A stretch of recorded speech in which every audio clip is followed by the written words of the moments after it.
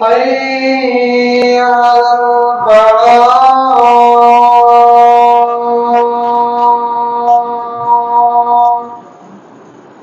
حي على الفلاح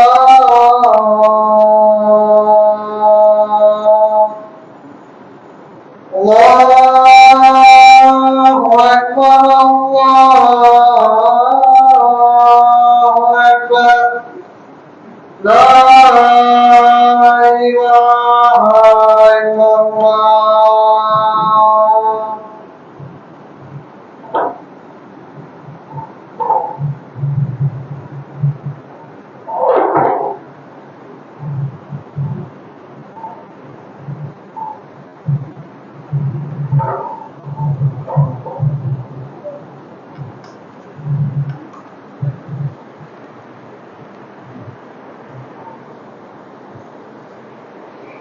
إن الحمد لله نحمده ونستعينه ونستغفره نعوذ بالله من شرور أنفسنا ومن سيئات أعمالنا من يهده الله فلا مضل له ومن يضلل فلا هادي له وأشهد أن لا إله إلا الله وحده لا شريك له وأن محمدا அப்துஹு வ ரசூலுஹு அம்மா பாத். கண்ணியமிக்க அல்லாஹ்வின் நல்லடியார்களே, சூரியன் உதிப்பதிலேயே மிக சிறந்த தினமான இந்த ஜும்மா தினத்திலே கடமையான இந்த ஜும்மா தொழுகை நிறைவேற்றுவதற்கு வாய்ப்பளித்த அல்லாஹ்வுக்கே எல்லா புகழும் என்று கூறி எனது உரையை ஆரம்பம் செய்கிறேன். إذا قلت لصاحبك أنصت يوم الجمعة والإمام يخطب. அல்லாஹ்வின் தூதர் அவர்கள் சொல்லி காட்டுகிறார்கள், ஜும்மா தினத்தன்று இமாம் மெம்பரில் உரையாற்றிக் கொண்டிருக்கும் பொழுது உங்கள் அருகில் இருக்கக்கூடிய தோழரை பார்த்து வாய்மூடு என்று நீங்கள் கூறினாலும் நீங்கள் வீணான காரியத்தில் ஈடுபட்டு விட்டீர்கள். இந்த ஜும்மாக்கான நன்மை நாளை மறுமை நாளிலே எதிர்பார்க்காதீர்கள் என்று பொருள் பெற எச்சரித்த ஒரு நபிமொழியை நினைவுபடுத்தியவனாக எனது உரையை தொடர்கிறேன். கண்ணியமிகுந்த அல்லாஹ்வின் நல்லடியார்களே, நாம் வாழக்கூடிய இந்த உலகத்திலே ஒவ்வொரு மனிதர்களும் தங்களுக்கென்று ஒரு குறிப்பிட்ட சோதனைக்கு உள்ளாக்கப்படுகிறார்கள். ஒவ்வொரு மனிதருக்குள்ளும் ஒரு எண்ணம் ஏற்படுகிறது. ஒரு சில சோதனைகள் வந்தால் அதை நாம் தாங்கிக் கொள்ளலாம் என்ற மனோபக்குவத்துக்கு தள்ளப்படுகிறார். ஒரு குறிப்பிட்ட மக்கள் ஏழ்மையான சூழ்நிலையில் வாழ்ந்து பழகியவர்களாக இருப்பார்கள். அவர்களிடத்திலே பொருளாதார குறைவு ஏற்படும் பொழுது அவர்கள் அதை பொறுத்து கொள்வார்கள். ஒரு சில மனிதர்கள் அதிகமான நோய்களை சந்திக்கக்கூடியவர்களாக இருப்பார்கள். இவ்வாறு ஒவ்வொரு மனிதர்களுக்கும் அல்லாஹ் பல்வேறு விதமான சோதனைகளை அவர்களுக்காக உலகத்திலே வழங்குகிறார். இதை குறித்து அல்லாஹ் திருக்குர்ஆனிலே பேசும் பொழுது, மை யுரிதில்லாஹி ஃபீஹி ஹைரன், அல்லாஹ் யாருக்கு நன்மையை நாடுகிறானோ அவர்களை சோதனைக்கு உள்ளாக்குவதாக பேசுகிறார். அல்லாஹ் யாருக்காவது சோதனையை உண்டாக்கினால் அவர்களை ஏழ்மையிலோ நோயிலோ அல்லது இழிவை கொண்டோ சோதிக்கிறான் என்றால் அதற்கான காரணம் என்னவென்றால் அவரை சோதனைக்கு உள்ளாக்குவதற்கான காரணம் அல்லாஹ் அவர்களுக்கான நன்மையை நாடுகிறான். அவர்கள் செய்த பாவத்தை இந்த சோதனையின் மூலமாக மன்னிக்க விரும்புகிறான் என்ற காரணத்தையும் தெளிவுபடுத்துகிறான். ஆனால் ஒவ்வொரு மனிதர்களும் சந்திக்கக்கூடிய அந்த சோதனை அவர்கள் ஏற்றுக்கொள்ளக்கூடிய நிலைமையிலே இல்லாததை பார்க்க முடிகிறது. ஒரு சில நபர்கள் அந்த ஏழ்மையை சகித்துக் கொள்வார்கள். ஆனா அல்லாஹ் அவர்களுக்கு ஏழ்மையை கொடுக்க மாட்டான். மாறாக அவர்களிடமிருந்து பிள்ளையை பறித்து விடுவார். அவர்கள் பிள்ளை பாக்கியம் இல்லாதவர்களாக மாற்றப்படுவார்கள். ஒரு சில நபர்கள் அதிகமான பணம் செல்வத்திலே செழிக்கக்கூடியவர்களாக இருப்பார்கள். ஆனால் அவர்கள் விரும்பியதை உண்ண முடியாமல் நோய்வாய்க்கு உட்பட்டவர்களாக இருப்பார்கள். அவர்கள் என்ன நினைப்பாங்கன்னா, ஏழ்மையை கொடுத்தா பிரச்சனை இல்லை,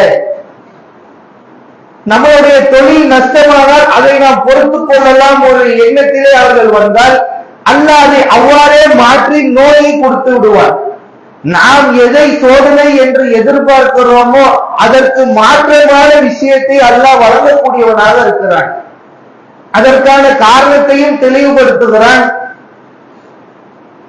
நாம் செய்யக்கூடிய பாவத்தை மன்னிப்பதற்காக, அல்லாஹ் நமக்கு நன்மையை தருவதற்காக அல்லாஹ் நம்மை சோதனைக்கு உள்ளாக்குகிறான். ஆனால் இது மட்டும்தான் காரணமான்னு கேட்டீங்கன்னா கிடையாது. அல்லாஹ் அனைத்து மக்களுடைய நலனை மட்டும் கருத்தில் கொண்டு நமக்கு சோதனையை வழங்குகிறானா என்றால்,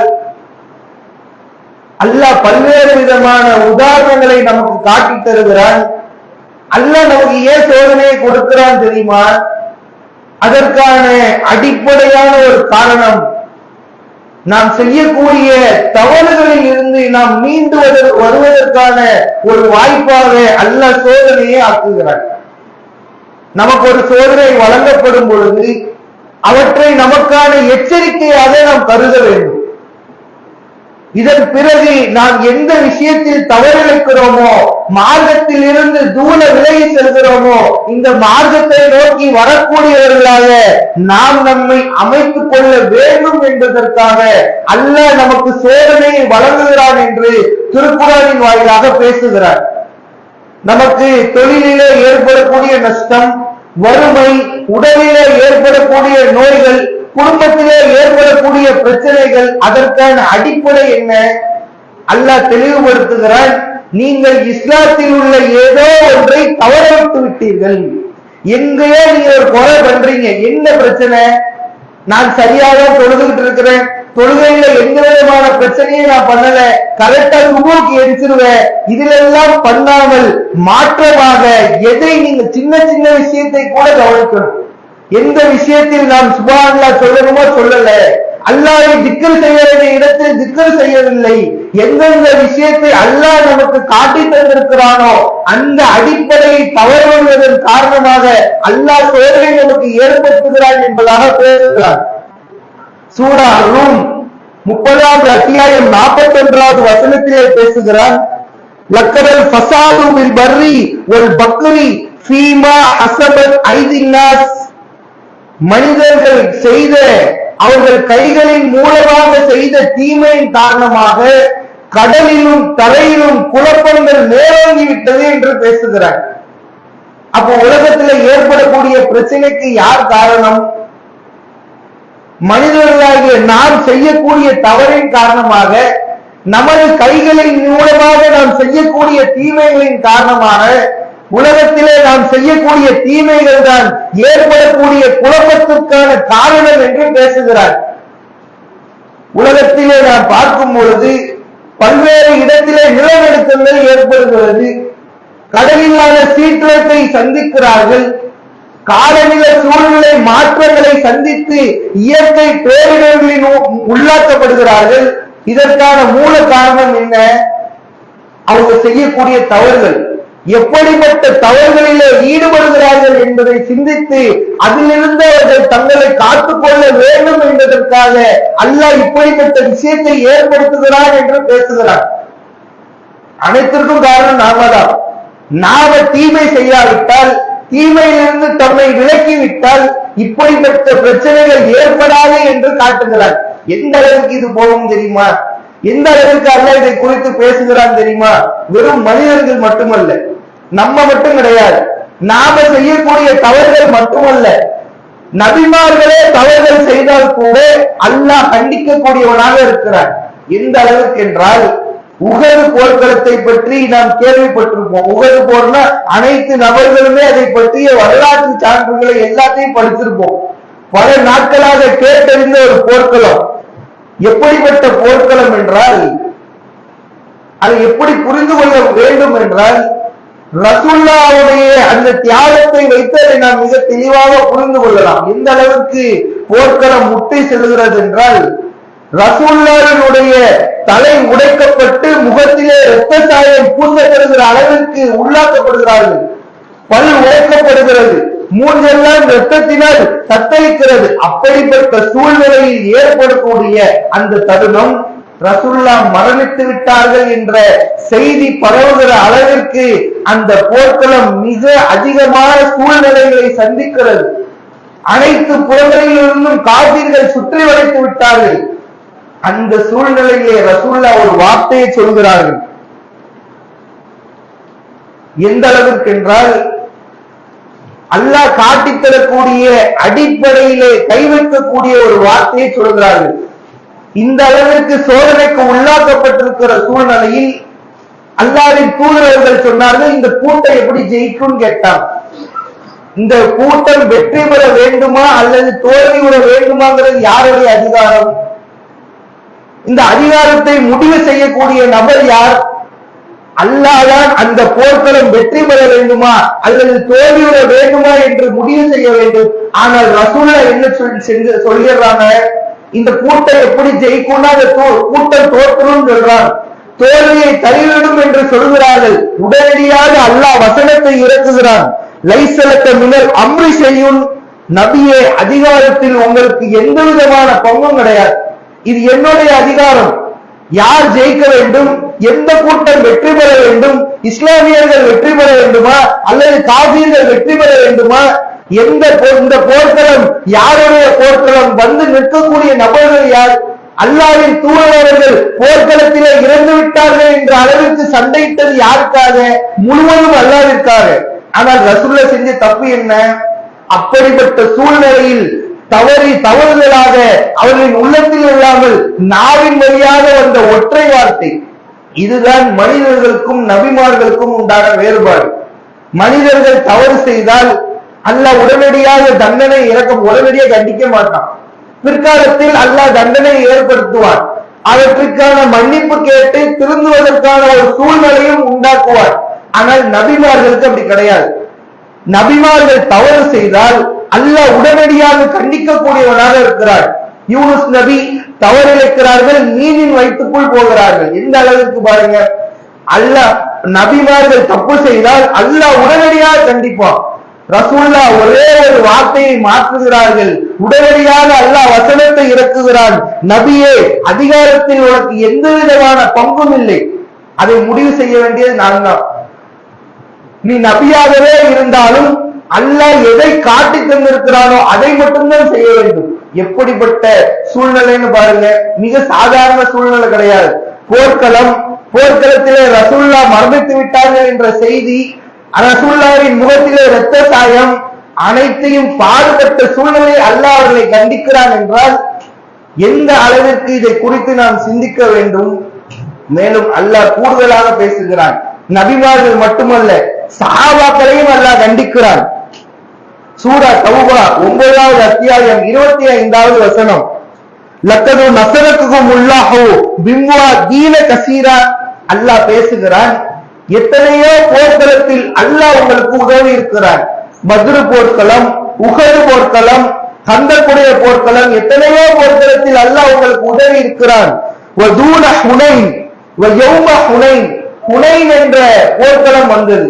ஹுனைன் என்ற போர்க்களம் எப்படிப்பட்ட போர்க்களம் என்றால், அதிகமான நபித்தோழர்கள் கலந்து கொண்ட போர்க்களம். பத்ரு போர் எப்படிப்பட்ட போர்? அனைவருக்கும் நன்றாக தெரிந்த ஒரு போர்க்களம், முதல் போர்க்களம். 300க்கும் அதிகமான இஸ்லாமிய படைகள், 10,000த்திற்கும் அதிகமான காஃபிர் படைகள். அப்படி இருக்கக்கூடிய சூழ்நிலையிலே அல்லாஹ் முஸ்லிம்களுக்கு வெற்றியை அளிக்கிறார். ஆனால் இந்த ஹுனைன் போர்க்களம் அப்படியே நேர் எதிராக இருக்கு. இஸ்லாமியர்கள் 10,000த்திற்கும் அதிகமான மக்கள் இருக்கிறார்கள். அதை பார்த்தவுடன் அந்த இஸ்லாமிய கூட்டத்தின் உள்ளத்தில் என்ன ஏற்படுகிறது தெரியுமா? அக்ஜபத்துக்கும் கசரத்துக்கும். அந்த கூட்டம் உங்களுக்கு மமதையை ஏற்படுத்தியது. அவங்க நினைக்கிறாங்க, 300 பேர் இருக்கும் போதே நாங்க ஜெயிச்சிட்டோம், இப்ப 10,000 பேர் இருக்கிறோம், தோக்கவா போறோம், எண்ணம் ஏற்படுமா இல்லையா? அதிகமான நபர்கள் கூட்டம் அதிகமாகும் பொழுது உள்ளத்திலே ஒரு மமதை, ஒரு தைரியம், அசட்டுத்தன்மை ஏற்படுமா இல்லையா? அதே தன்மை அங்கே கூடியிருக்கக்கூடிய சஹாபாக்களுக்கு நபித்தோருக்கு ஏற்படுகிறது. அல்லாஹ் எப்படி மாத்துறான் தெரியுமா? வலம் துக்குனி அன்னக்கும் செய்யா, அந்த கூட்டம் உங்களுக்கு சிறிதும் பயனளிக்கவில்லை. வலாத்தத் அலைக்குமுல் அருள் சீமா ரக்குபத், இந்த பூமி விசாலமானது, ஆனால் நாம் உங்களுக்கு அதை சுருக்கி விட்டோம்ங்கிறான். நெருக்கடியானதாக மாற்றிவிட்டோம். என்ன காரணம்? வைக்கக்கூடிய நம்பிக்கைக்கு மாற்றமான ஒரு சூழ்நிலையை கையில் எடுக்கிறார்கள். அல்லாஹ்வின் தூதர்கள் அதிகாரத்திலே தலையிடக்கூடிய ஒரு வார்த்தையை சொல்கிறார்கள். அல்லாஹ் உடனடியாக கண்டிக்கிறான். சஹாபாக்கள் அல்லாஹ்வின் அதிகாரத்தில் உள்ள ஒரு விஷயத்திலே தலையிடுகிறார்கள். அல்லாஹ் உடனடியாக அந்த சூழ்நிலையவே போர்க்களத்தையே மாற்றுகிறான். போர்க்களம்னா என்ன? போர்க்களத்திற்கு வருகிறார்கள் என்றால் யாருக்காக அந்த போர்க்களம் நடைபெறுகிற? கனிமத் பொருட்களுக்காகவா அல்லது சுகபோகமாக வாழ்வதற்கான ஒரு தருணமா? அல்லாஹ்விற்காக, மார்க்கத்திற்கான களம். அனைத்து நபிமார்களும் வந்து போர்க்களத்திலே ஈடுபடுகிறார்கள் என்றால், அனைத்து சஹாபாக்களும் போர்க்களத்திலே ஈடுபடுகிறார்கள் என்றால் யாருக்காக வந்திருக்கிறாங்க? உலகத்தில் இருக்கும் பொழுதே சொர்க்கவாசிகள் என்று அவர்களுக்கு கொடுக்கப்பட்ட அந்த சூழ்நிலையில் சொர்க்கவாசிகள் என்று சொல்லப்பட்ட உபரியில் அவர்கள் அனைத்து நபர்களும் போர்க்களத்தில் இருக்கும் பொழுது அல்லாஹ் அவர்களை எவ்வாறு தண்டிக்கிறான்? பூமி விசாலமானது, அதை நாம் உங்களுக்கு நெருக்கடியானதாக மாற்றிவிட்டோம். சும்மா வளைத்தும் முத்துசிரின், நீங்கள் புதமுழு காட்டி ஓடினீர்கள். எதிரிகளை பார்த்து ஓடுறாங்க. ஆரம்பத்துல என்ன சொன்னாங்க? என்ன நினைப்பவர்களுக்கு வந்தது? ஆரம்பத்தில் அவர்கள் உள்ளத்திலே மமதை உடையவர்களாக நாங்கள் தோக்கவா போறோன்ற எண்ணத்துல உள்ள போனாங்க. அந்த அதிகமான கூட்டம் நம்ம தான் வெற்றி அடைவோம் என்ற நம்பிக்கையில் சென்றார்கள். அல்லாஹ் அவற்றை தலைகீழாக மாற்றி அவர்களை புறமுதுகு காட்டி ஓடக்கூடியவர்களாக மாற்றி விடுகிறார். அடிப்படையை ஒவ்வொரு விஷயத்திலையும் தவற விடுறாங்க. அவர்கள் அந்த சோதனைக்கு உள்ளாக்கப்படுகிறார்கள். அல்லாஹ் அவர்களுக்கான தண்டனையையும் வேதனையும் இறக்குகிறார். எப்படிப்பட்ட சூழ்நிலைன்னு யோசிச்சு பாருங்க. நாம இன்னைக்கு எத்தனை நபர்கள் இதை மிக சரியாக புரிந்து கொள்ளக்கூடிய இடத்துல இருக்கிறோம்? மார்க்கத்திலே பல்வேறு அறிவுரைகள் நமக்கு வழங்கப்பட்டாலும் அவற்றை சரியாக ஏற்றி பின்பற்றக்கூடியவர்களாக நாம் வாழ்ந்து கொண்டிருக்கிறோமா, அல்லது அதை புறந்தள்ளி உலகத்திற்காக செயல்படக்கூடியவர்களாக மாறிவிடுகிறோமா? சொல்கிற அனைத்து கட்டளைகளையும் நாம் பின்பற்றுகிறோமா?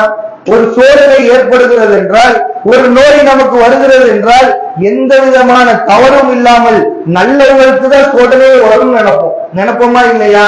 நாம் தவறு செய்கிறோம் என்ற எண்ணம் நம் உள்ளத்திலே என்றாவது ஏற்படுகிறதா? அல்லாஹ் அன்ஆம் என்ற அத்தியாயத்தின் 43வது வசனத்திலே பேசுகிறான். வலவ் இதுஜாகும் பாசுனா, நம்மளுடைய சோதனை உங்களிடத்திலே வந்தால் அவர்கள் பணிந்திருக்க வேண்டாமா என்று கேட்கிறார். வலாக்கின் கசத் குலூபுஹும், அவர்களின் உள்ளங்கள் இறுகிவிட்டது. யாருடைய உள்ளங்கள் இறுகிவிட்டதோ அவர்கள் அல்லாஹ்விடத்திலே பணிவில்லாதவர்களாக, அவர்களிடத்திலே சோதனை ஏற்படும் பொழுது, அல்லாஹ்வின் கட்டளை அவர்களிடத்திலே வரும் பொழுது அவர்கள் அல்லாஹ்விற்கு பணியாதவர்களாக அவர்கள் உள்ளங்கள் மாறிவிட்டது என்று பேசுகிறார் என்றால், எப்படிப்பட்ட ஒரு அடிப்படையை தவறவிட்டவர்களாக நாம் வாழ்ந்து கொண்டிருக்கிறோம்? ஒவ்வொரு தருணத்தையும் நினைத்து பாருங்க. நம்மளுடைய வாழ்க்கையிலே ஒவ்வொரு சோதனைகள் நமக்கு ஏற்படுகிறதா இல்லையா? வியாபாரத்திலே நஷ்டம் வருமா இல்லையா? நாம ஒரு பொருளாதாரத்தை எதிர்பார்த்து போவோம். நாம நினைச்ச மாதிரி வியாபாரம் போயிருக்காது.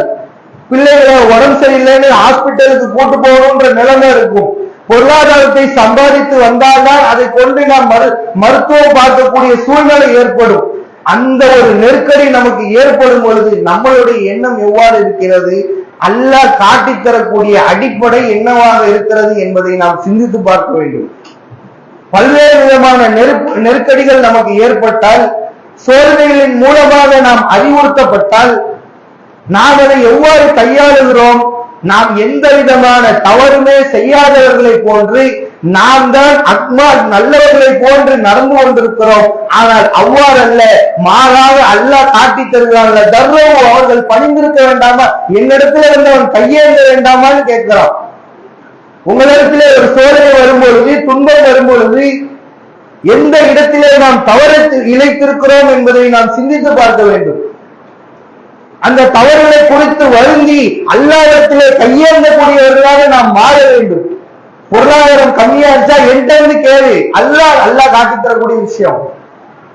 நஷ்டம் ஏற்பட்டு விட்டதா, அல்லாஹ் எனக்கு பொருளாதாரத்தை வழங்கி என்று அல்லாஹ்விடத்திலே நாம் கையேந்த வேண்டும். இல்ல தர்றவும் அவர்கள் பணிய வேண்டாமா? திரும்பவும் அவர்களின் பணியவில்லை என்றால் அவர்களின் உள்ளங்கள் இறுகிவிட்டது என்று பேசுகிறார். அப்படிப்பட்டவர்களாக நாம் இருந்து விடக்கூடாது. நம்மளுடைய எண்ணத்தை நாம் மாற்றிக்கொள்ள வேண்டும். அல்லாஹ் அனைத்தையுமே நமக்கு தந்து விட்டால் மிக சுபமான ஒரு வாழ்க்கையை நாம் வாழ்ந்து கொண்டிருக்கிறோம். ஆனால் அப்பப்ப நமக்கு காய்ச்சல் வருது அப்படின்னா அதோடைய அர்த்தம் என்ன? அல்லாஹ் நம் தவற விடக்கூடியதை நமக்கு சுட்டி காட்டுவதற்காக உனக்கு மேல இறைவன் ஒருத்தன் இருக்கிறார், நீ பலவீனமானவன் என்பதை நமக்கு உணர்த்துவதற்கான காரணமாக அல்லாஹ் இதை காட்டி தருகிறார். எந்த அளவிற்கு இதை நாம் புரிந்து கொள்ள வேண்டுமானால் நாம என்ன நினைப்போம்னா, ஒரு திக்ரு சொல்றதுலாம் ஒரு விஷயமா, சுப்ஹானல்லாஹ் அல்ஹம்துலில்லாஹ்னு சொல்றதுலாம் ஒரு காரியமா நினைப்போமா? மிகப்பெரிய விஷயத்தை இவங்க சரியா செய்வோம். நோம்பா, அதுல நம்ம சரியா தான் இருக்கணும், அதுல நமக்கு எந்த பிரச்சனையும் இல்லை. ஆனால் சின்ன சின்ன அடிப்படைகளை கூட மிக சரியாக நமக்கு பின்பற்ற வேண்டும், நாம் அல்லாஹ்விற்கு பணிய வேண்டும் என்று அல்லாஹ் எதிர்பார்க்கிறான். எந்த அளவிற்கு அல்லாஹ் ஒரு வரலாற்று சம்பவத்தை திருக்குர்ஆனிலே சொல்லி காட்டுகிறான் என்றால், அவர்கள் இன்ஷா அல்லாஹ் என்று சொல்லாத காரணத்தினால் அந்த கூட்டத்தாரையே அழித்து விட்டார். கூட்டத்தினாருடைய மொத்த பொருளாதாரத்தையும் இல்லாமல் ஆக்கிவிட்டார். தோட்டத்து வாசிகள் என்ற ஒரு சமுதாயத்தை பற்றி அல்லாஹ் திருக்குர்ஆனிலே பேசுகிறான். அல் கலம் என்ற அத்தியாயம் 68வது அத்தியாயத்தின் 17வது வசனத்திலே அல்லாஹ் பேசுகிறான். இல்லா பலௌனா பலௌ அஸ்ஹாபுல் ஜன்னா இதா அக்ஸமு லயஸ்ரிமுன்னஹா முஸ்பிஈன். தோட்டத்துக்குரியவர்களை அவர்கள் நாளை காலை சத்தியமாக நாம் அறுவடை செய்ய இருக்கிறோம் என்று சொல்லும் பொழுது அவர்களை நாம் சோதித்தோம். அல்லாஹ் எப்ப சோதிக்கிறான்னா, அந்த தோட்டத்துவாசிகள் சொன்னார்கள் நாளைக்கு அறுவடை செய்ய இருக்கிறார்கள் என்றால் இன்றைய தினம் இருந்து அவர்கள் பேசிக் கொள்கிறார்கள்.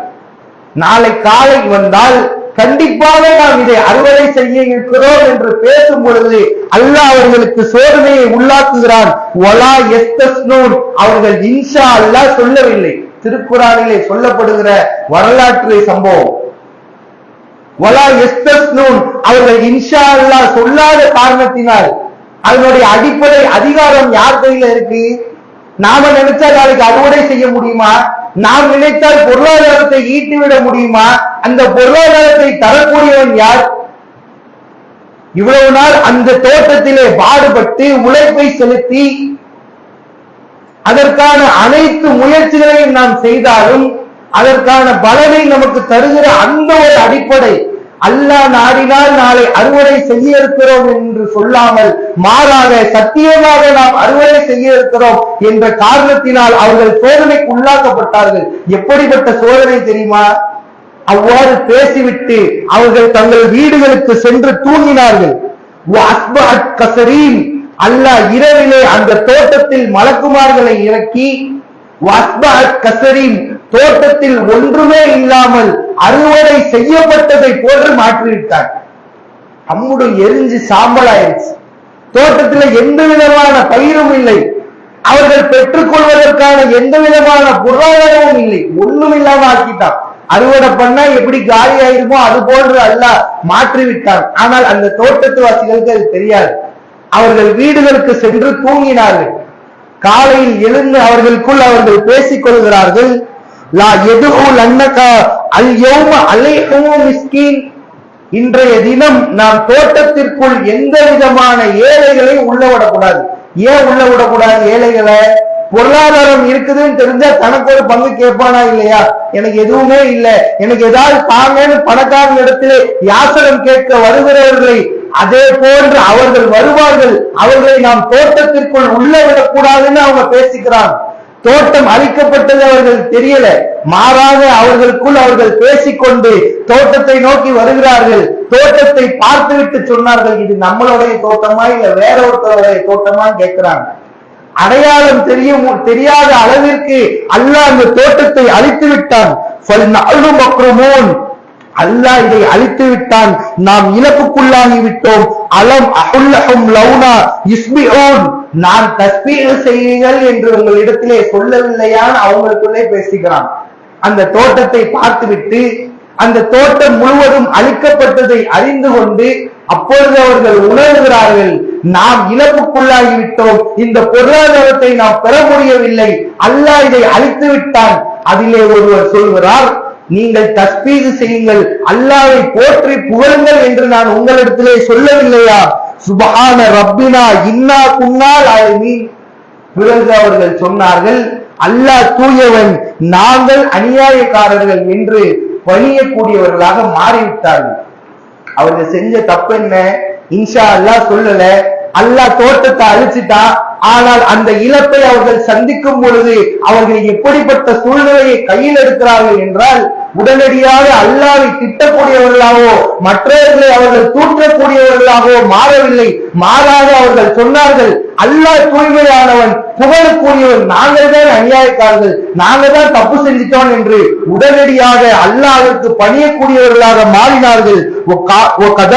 அதாப், அல்லாஹ் சொல்கிறார், இதுதான் என்னுடைய தண்டனை. நாளை மறுமையிலே என்னுடைய வேதனை இதைவிட மிக கொடியதாக இருக்கும். அதனால் நீங்கள் அறிந்து கொள்ளுங்கள், நீங்கள் அல்லாஹ்விற்கு பணியக்கூடியவர்களாக மாறிவிடுங்கள். நீங்கள் இன்று அனுபவிக்கக்கூடிய இந்த வாழ்க்கை, அல்லாஹ் உங்களுக்கு கொடுத்திருக்கக்கூடிய பொருளாதாரம், உங்களுக்கென்று தந்திருக்கக்கூடிய பிள்ளைகள், குடும்பங்கள் அனைத்தும் அல்லாஹ் நமக்கு தந்திருக்கக்கூடிய அருட்கொடை. அவற்றை நினைவில் கொண்டவர்களாக, அல்லாஹ்விற்கு பணிந்தவர்களாக மாறிவிடுங்கள் என்று அல்லாஹ் திருக்குர்ஆனின் சம்பவங்களின் மூலமாக நமக்கு விளக்கி தருகிறான். எப்படிப்பட்ட ஒரு பாடம், எப்படிப்பட்ட ஒரு தருணம்! சுகபோகமாக வாழ்ந்திருக்கக்கூடிய நாம், தங்களுடைய வாழ்க்கை இன்பமாக கழித்துக் கொண்டிருக்கக்கூடிய நாம் ஒரு சோதனைக்கு உள்ளாக்கப்படுகிறோம் என்றால், ஒரு துன்பம் நம்மளிடத்திலே ஏற்படுகிறது என்றால், உடனடியாக நாம் செய்யக்கூடிய தவறுகளை நிறுத்திவிட வேண்டும். அல்லாஹ்விற்கு பணிந்தவர்களாக, அல்லாஹ்விடத்திலே மன்னிப்பு கேட்கக்கூடியவர்களாக, அல்லாஹ்விற்கு அடிபணியக்கூடியவர்களாக மாற வேண்டும் என்பதுதான் அதனுடைய நோக்கம் என்று கூறி இந்த ஜும்மாவின் உரையை நான் நிறைவு செய்கிறேன். ஸலாமு அலைக்கும் வரஹ்மத்துல்லாஹி வபரகாத்துஹு.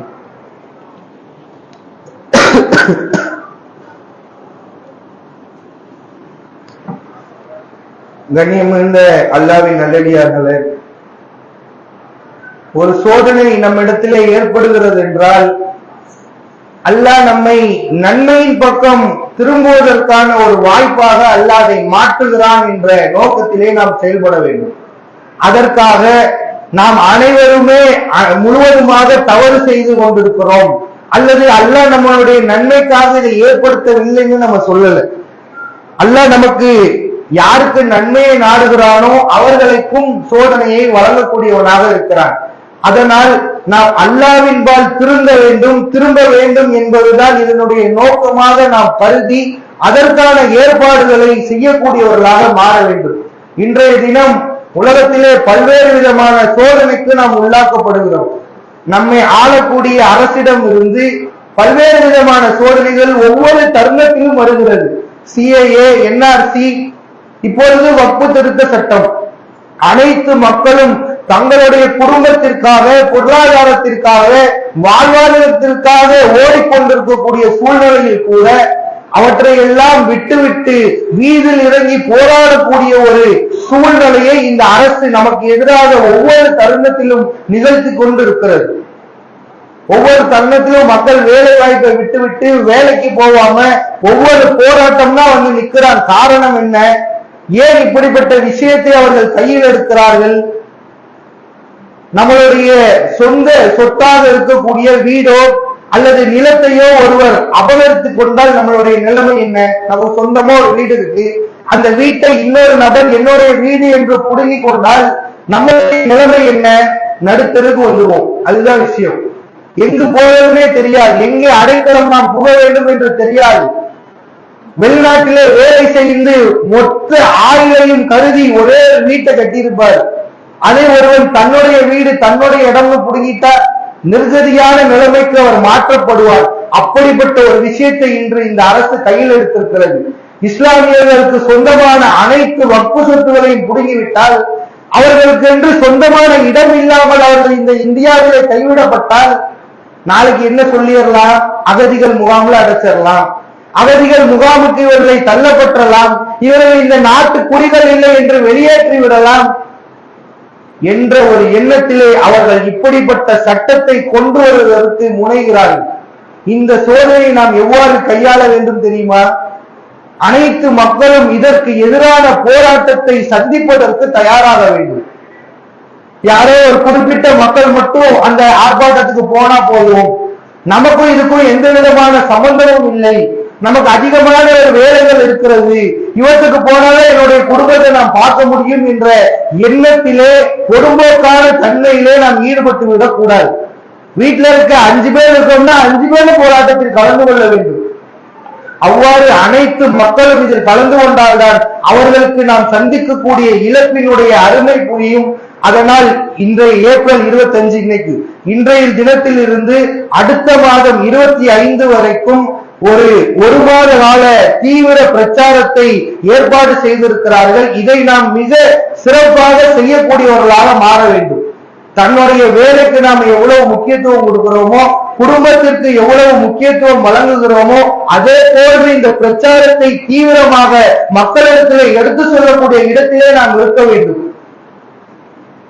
இதற்காக வேண்டி நேரத்தை ஒதுக்கக்கூடியவர்களாக, இதற்காக வேண்டி தியாகம் செய்யக்கூடியவர்களாக, தங்களுடைய பொருளாதாரத்தை இதிலே செலவழிக்கக்கூடிய மனிதர்களாக நாம் மாற வேண்டும். இதன் மூலமாக அல்லாஹ்விடத்திலே நெருங்கக்கூடிய ஒரு வாய்ப்பாக அது அமையும். அப்படிப்பட்ட மக்களாக அல்லாஹ் நமக்கு எதை காட்டி தருகிறானோ அதை இந்த விஷயத்தின் மூலமாக, இந்த சோதனையின் மூலமாக அல்லாஹ்விடத்திலே நெருங்கக்கூடிய ஒரு வாய்ப்பாக கருதி இதை நாம் செயல்படுத்த வேண்டும் என்று கூறி இந்த ஜும்மாவை நிறைவு செய்கிறேன். அஸ்ஸலாமு அலைக்கும் வரஹ்மத்துல்லாஹி வபரகாத்துஹு.